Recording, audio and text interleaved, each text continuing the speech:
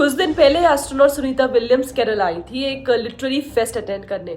इस दौरान उन्होंने कोझिकोडे की फेमस कुतिचीरा मिश्कल मॉस्क विजिट की। उनकी विजिट की फोटोज और वीडियोस सोशल मीडिया पर तेजी से वायरल हो गई, लेकिन इसके बाद कुछ लोकल वुमेन ने मॉस्क मैनेजमेंट से सीरियस सवाल पूछने शुरू कर दिए। उनका कहना था कि जब मिश्कल मॉस्क में नॉर्मली औरतों को एंट्री अलाउड नहीं है, तो फिर सुनीता विलियम्स को यह स्पेशल प्रिविलेज क्यों मिला। हफीशा शीफ, जो पिछले साल एक पीएचडी स्कॉलर के तौर पर वहां रिसर्च कर रही थी, उन्होंने अपना एक्सपीरियंस शेयर किया। उनका कहना था कि जब वो रिलीजन और जेंडर पर फील्ड वर्क के लिए मॉस्क गई थी, तब उन्हें सिर्फ इसलिए अंदर जाने नहीं दिया गया क्योंकि वो एक औरत थी।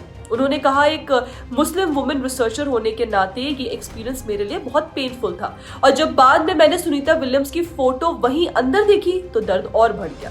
इसी तरह एक फीमेल ट्रैवलर ने भी बताया कि जब वो टूरिस्ट ग्रुप के साथ मॉस्क गई थी, तब सिर्फ मर्दों को अंदर जाने दिया गया और औरतों को बाहर रोकने को कहा गया।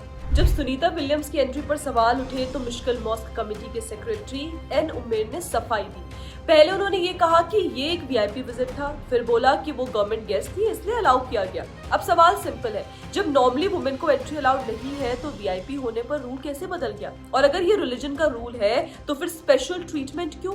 यही डबल स्टैंडर्ड थोड़ा पहले भी दिखा था। सिर्फ 6 महीने पहले IUML, जो एक मुस्लिम पॉलिटिकल पार्टी है, उसने अनाउंस किया कि अपने 75 साल के इतिहास में पहली बार 2 वुमेन को नेशनल लीडरशिप में शामिल किया। सवाल ये है, 75 सालों तक वुमेन को मौका क्यों नहीं दिया गया?